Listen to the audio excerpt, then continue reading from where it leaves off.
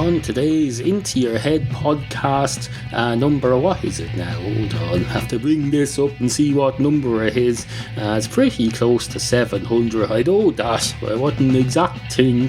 Probably could try and not record this succinct introductory segment until I've looked up the number, but where would be the entertainment value in that for me? No, oh, there we go, it's episode 696. Anyway, on today's Into Your Head number 696, the future of religious research by mass supermarkets and lots more.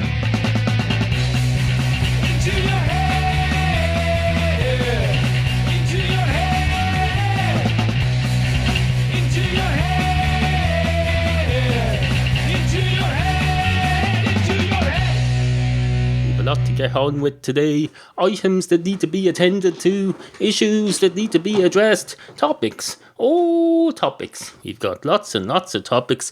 We're positively booming to the seams with topics. We've got topics coming out of this mouth. This mouthful orifice in the front of my face. Well, it's in my face. Your face doesn't have a front or a back. Your face is a one-dimensional object. It's by definition, it's a face. So you don't go up to a cliff face and say, oh, where's the back of this cliff face? You do not. You say, where's the back of the mountain that this cliff face represents? But you don't say, oh, I want to look at the back of it. Unless you're freaking Indiana Jones and the Temple of Doom and you're fucking boring into the mountain and going into some cave to tackle I don't know. I've never seen Indiana Jones. I've never seen Indiana Jones. I've never seen Star Wars.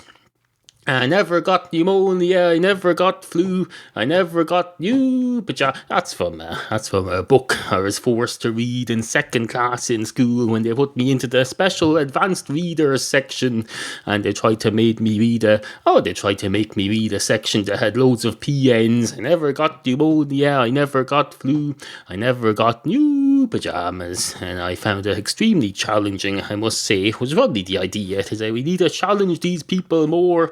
They're being bored to tears by the regular standard class stuff. So we'll put this top something percentile into a special section. We'll put them in a corner like animals in a zoo, and we'll feed them special stuff, and the rest of them will look at us like we're freaks, which indeed we are, and you'll be mocked for the rest of your school life, mocked and jeered at and treated like a treated like a first class citizen when everyone else is second class citizens, which really annoys people. People don't like when you're better than them, I find. You probably don't like me now because I'm better at doing this than you are. Your version of Into Your Head sucks monkey nuts, and there's also a breach of my copyright. Or is it? I don't know. I haven't got time to go through the legalistics of it at the moment. Oh, incidentally, I'm drinking water out of a plastic brown beer bottle from a homebrew beer kit, but it's water. It's as pure as be damned water. I filtered it myself. I pour it out at the top and put it into a filter jug and poured it into the bottle and filled up my fridge with water and drink it. Don't worry, I've had energy drinks, but I've had enough of them for today. So we're on to the pure Irish tap water now, filtered down by water filters. You get a water filter and you put it in a jug and you run water through it, and it supposedly takes all the crap out of it, takes all the hard water, whatever makes hard water taste like crap. They remove, presumably crap. If something makes something taste like crap, there's a good chance that the ingredient that does that is crap, although that's changed in the last few decades with processed food. You never know now. When something tastes like crap, there's a good chance that they've developed an artificial crap flavouring that they've put in, and there's no real genuine natural crap in it at all. But hopefully that's not the case with tap water. I live in a hard water area where you drink the water straight from the tap, or even from a glass after filling the glass from the tap. It tastes like crap, so you have to filter it. You have to do all sorts of crap to make it drink worthy. You can drink it, it won't kill you. It'll just make you go, that's disgusting, I hate the taste of water, I'm never drinking this again, which is not a good thing to happen unless you're in the last few hours of your life and you're never going to need water again. If you decide a couple of hours before you die that you've had enough water for one lifetime and you're never going to drink any water again, then that's fine. It's not going to cause any problems. But if I were to decide now, hopefully several decades before my death, that I'm never going to drink water again, that could advance my death quite significantly or reduce my quality of life for the next few decades. So no, it's important to make your water palatable to yourself. Make it palatable. You have to make it slide down the palate without making you want to vomit. Or how reminding you of the feeling of wanting to vomit. It doesn't necessarily make me want to vomit when I drink it straight from the tap. It just reminds me of that sort of thing. Reminds me of something that would make you vomit. Like, for example, drinking vomit. That would make you vomit. If you drink your own vomit, you're probably not supposed to drink your own vomit. Right? They say you should drink your own piss, that it's good for you. But if you drink your own vomit, no. That's stuff that your stomach has rejected because it can't deal with it. It says, fuck this. I'm not dealing with this. I'm not even going to process it down to the wastal area. I'm going to send it back up to the mouth, and the mouth can spew it out into people's face. I puked up on a bus once. I've told the story before on this podcast, so we won't get into that again. Suffice to say, puking is not something that you want to get into a habit of. It's considered a bad thing, even though it's a good thing. It's your body purging you of stuff that might kill you. It could be poisonous, so your body says, I'm going to let all this crap out through my mouth rather than through the usual crap expulsion system. I'm not even going to make it into crap. I'm going to add flavourings to it like boil. Boil is the artificial crop flavouring of the digestive system world. Your stomach adds boil to it and then sends it back up to your mouth, and your mouth says, oh, this tastes like crap. I know it's not real crap, it's just artificial crop flavouring made from stomach acid and boil, but as a result I'm going to puke it out and let it out of my system. And that's why you're alive today.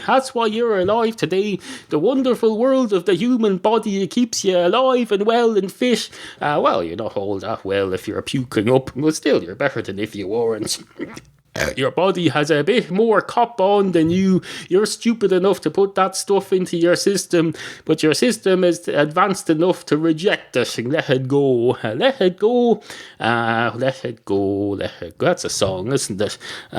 When the weather outside is whitening, and the thrill is so delighting, and when you've eaten some coal, let it snow, let it go, let it snow. Let it snow, let it snow, let it snow. Anyway, hello, and welcome to the show. 2 vials of stomach acid walk into a bar. One of the vials of stomach acid goes straight up to the bar counter and says, hello, can I have a pint of your finest Guinness, please? And the man behind the bar says, oh, now that's interesting. Is that the stomach vial talking? Or is it the vial that's in the stomach vial talking? Because isn't it like, remember on the cartoon Teenage Mutant Ninja Turtles in the 90s? Or was it some other cartoon? One of them anyway. There was a character who was a monster, an octopus-style monster, who was inside a robotic thing that he drove. And it was his persona, the robotic thing that he drove, or the monster inside him, or both. Here's a question for you. And the same thing arises if a sample of stomach vial comes up to you and it's inside a pipette or something, or a test tube. It's obviously not able to transport itself on its own, so the test tube is part of it. It's like an artificial leg, but it's as necessary as the day is long. Not as necessary for the day to be long. The day is the same length pretty much every day, but that's all artificial as well. We like to think that days are natural, natural, but they're not. They're artificial. But still, we don't say the days aren't real. No, we say they're as real as be damned.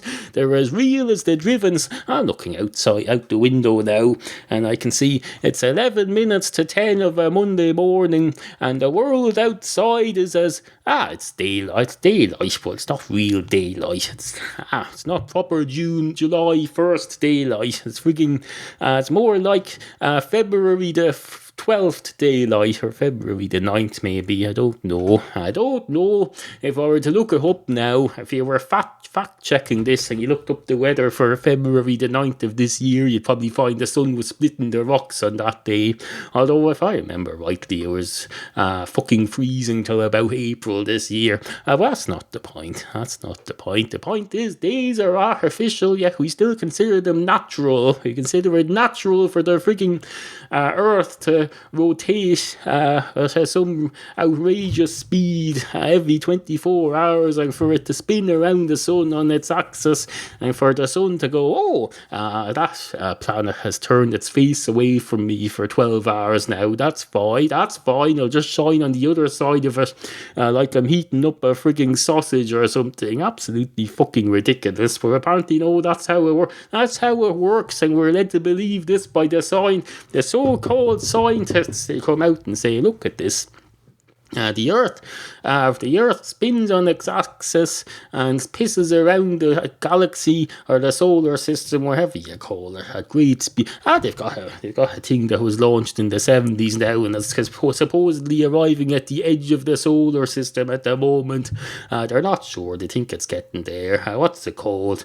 It's called either something or something 2. I think it's the something, because something 2 was going a slower route or something. Anyway, the probe is nearing the edge of the solar system. There's a lot less gravity happening. It's meeting a lot less objects, and one of these days it's just going to go out of the solar system. And they say, how we'll know when it goes out of the solar system, I don't know. So how we'll know whether or not we know that it's gone out of the solar system, we don't know either. That's NASA for you. They've had this thing, and the batteries are going to run out at some point as well. His batteries going to run out. His batteries. They had these batteries in the 70s last for 50 or 60 years. Try tell that to the young people today, and they'll say, no, a battery is a thing that you use for an hour, and then you plug a thing at your desk, you jam a white cable into it, and then it says,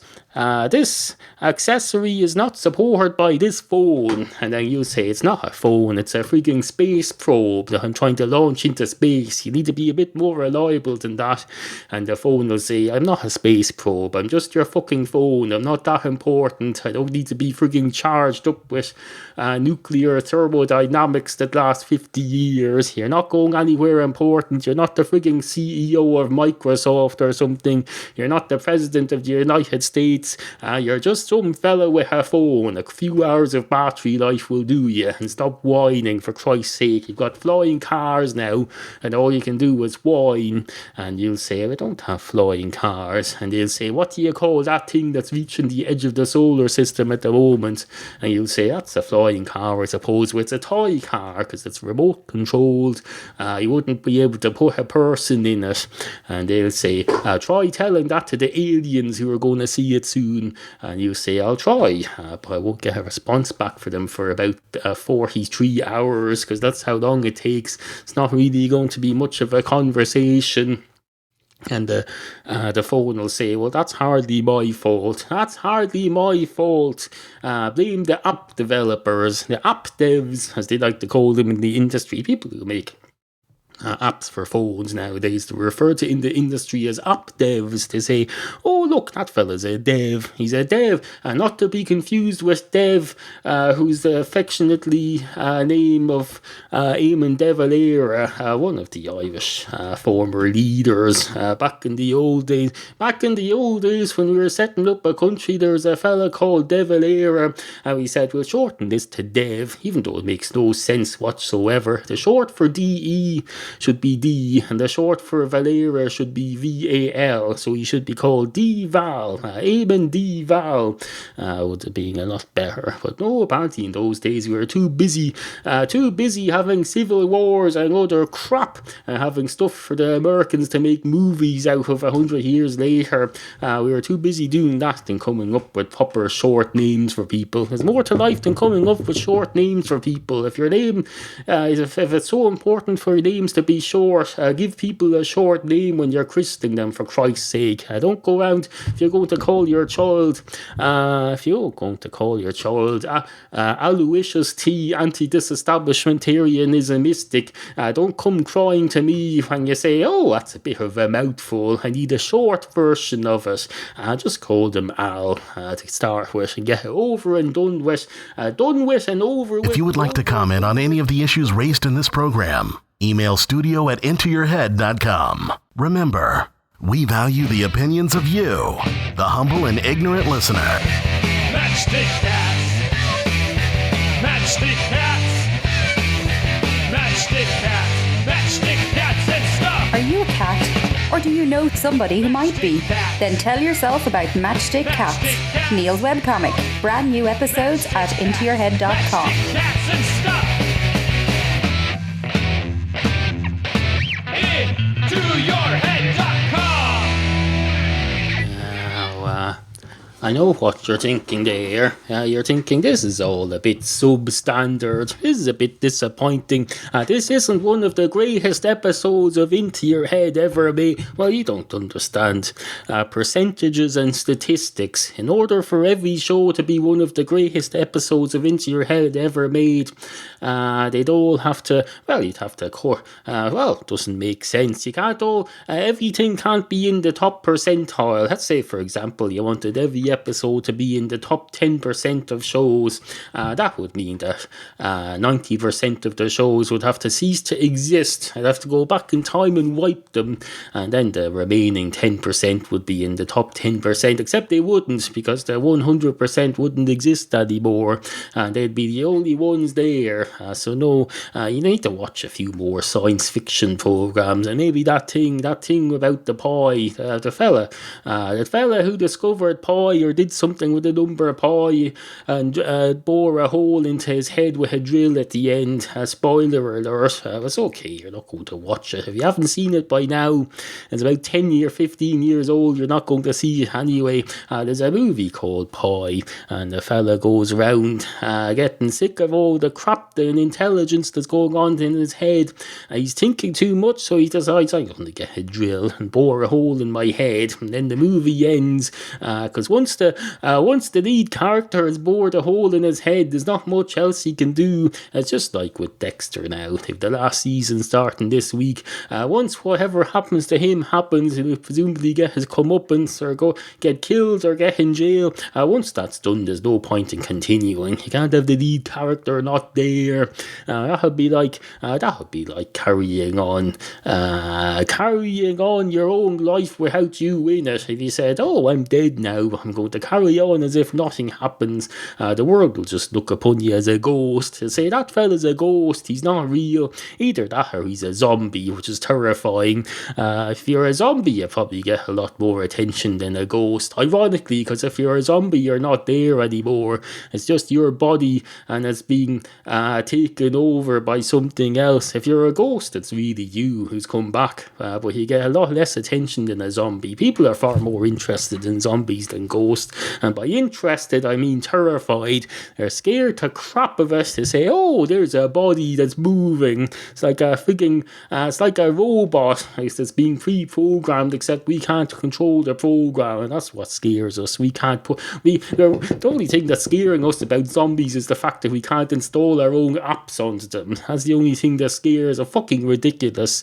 You want to install your own apps onto a fucking corpse, you fucking weird pervert forehead sicko weirdo, and you're scared because you can't do it. You're scared because you can't do weird things to a corpse involving ones and zeros. Absolutely. Oh no, but the zombie gets the bad credit for this, not you. You fucking weirdo, creepy, weird ass, creepy, weird ass, weirdo. Let's have a drink of water. Well, we have a drink of water. We might as well. Get your drinks of water out now. 1, 2, 3, down in one.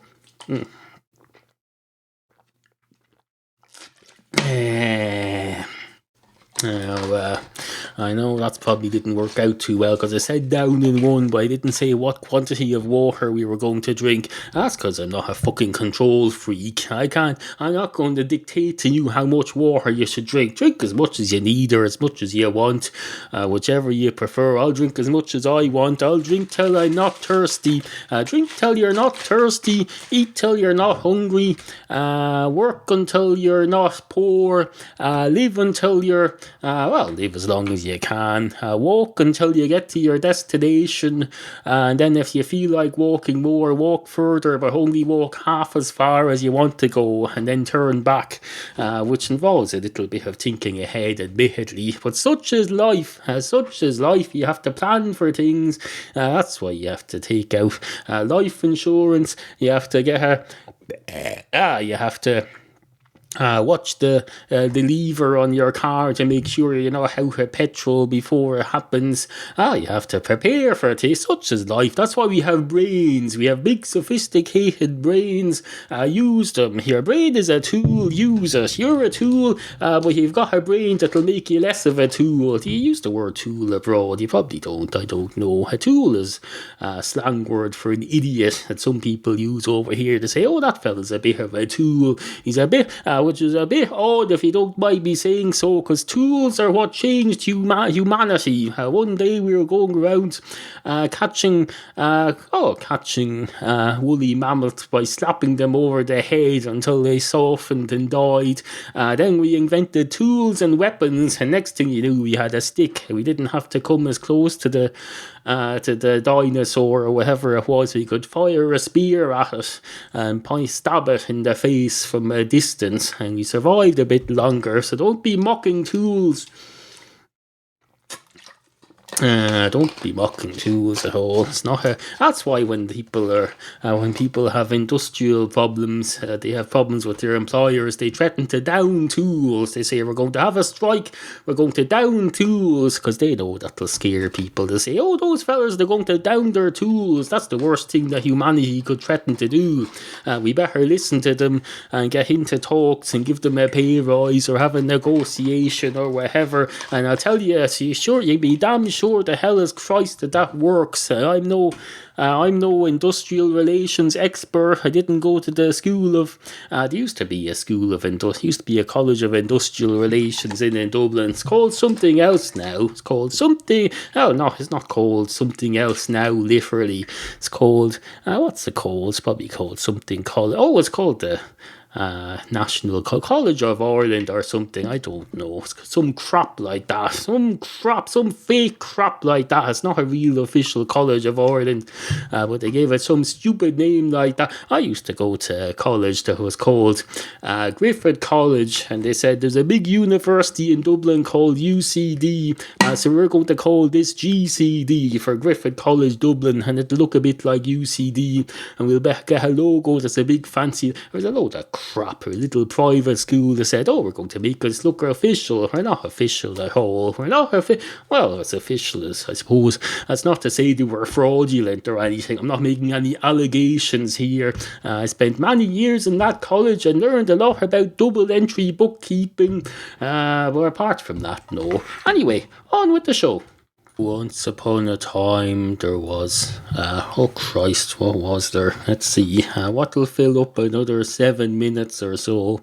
Once upon a time there was a 7-minute gap Well, not a gap. A gap implies that there's something at the other end of it. Although now that you mention it, there is, because I've already put in the closing bumper. So there is a gap here to fill. I just have to drag the closing bumper over to the right a bit and put this in the ensuing gap, which admittedly hasn't been created yet, but it's been created in my mind. The gap is there and it needs to be filled. It needs to be, not that this is filler. No, this is the fourth quarter of one of the finest episodes of Into Your Head ever created. Well, one of the finest anyway, of the top 10 percentile, assuming this is in them. This is one of the finest. No, that's bollocks, isn't it? That's bollocks. That's pure unmitigated bollocks, which is a good thing. Being pure and unmitigated are good things, are something to be celebrated. You don't want things to be mitigated or unpure. Unpure thoughts, anyone will tell you, unpure thoughts are the most disgusting, vile things. You want a pure thought. It can be pure and filthy. You can have people get confused about this. You can have a filthy thought and it's fine as long as it's pure. If it's unpure, for example, if you have a filthy thought in your head, but it gets sullied by, for example, the appearance of for example, a can of Coca-Cola, which is product placement. Let's say, for example, you're having a filthy dream, but Coca-Cola somehow gets a product placement in there. Then you're having an unpure thought because you're having a pure filthy thought, and it got corrupted by corporations, destroying your thoughts, making you unpure. Commercialization, basically. That's the real pure unpureness. Everyone gets tell that to the church though, and they'll say no, it's not. Commercialization is one of the finest things known to man. They'll say, today's bread today. Please take it on your tongue and go and kneel down while it melts on your mouth. Does Brennan's bread melt on your mouth? It probably doesn't, but I can tell you it's absolutely fucking delicious. One of the finest white breads known to man in this country, Brennan's bread. That's why it's more expensive than the rest of them. I believe it's around $1.85 a pan. If you get your Tesco value, I believe it's around 60 something cents. So I like to find a happy medium. You go somewhere in between. That's what you do in a recession. A happy medium. Where was I? I was filling in gaps. That's where I was. I've only filled 3 minutes so far. Jesus Christ. That's not a swear word, incidentally. I'm saying Jesus Christ. May he rest in peace.